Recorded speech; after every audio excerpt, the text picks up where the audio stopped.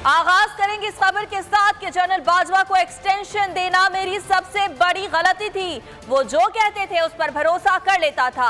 लोगों पर एतबार कर लेना मेरी सबसे बड़ी कमजोरी है। पता नहीं चला किस तरह मुझे धोखा दिया गया, झूठ बोला गया। चेयरमैन पीटीआई इमरान खान ने कई राजों से पर्दा उठा दिया। बोल न्यूज के प्रोग्राम इमरान खान बोल के साथ में तहलका खेज इंकिशाफात करते हुए कहा कि इत्तेहादियों ने दबे लफ्जों में कहा कि फौज कहती है उधर चले जाओ। पूरी गेम का पता चल गया। नवाज शरीफ से इनकी बात चल रही है। मजबूत पाकिस्तान देखना चाहता हूं तो फौज भी मजबूत ही चाहता हूं।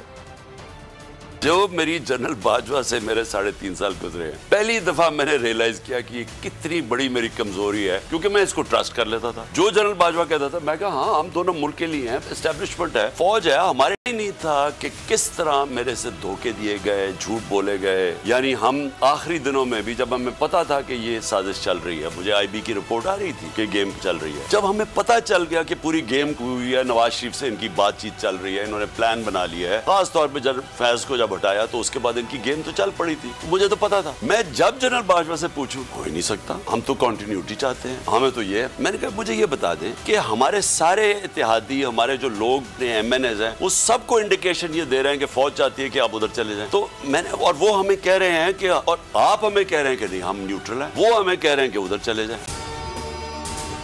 अगर आपको ये वीडियो पसंद आई तो लाइक पर क्लिक करें।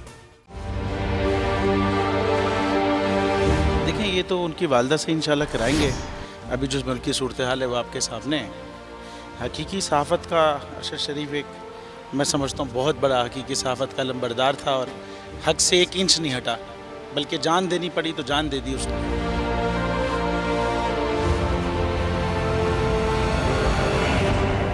तो ये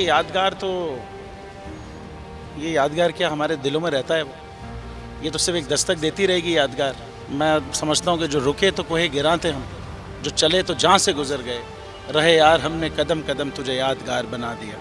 ये अरशद शरीफ के लिए मेरे ख्याल लिखा गया है।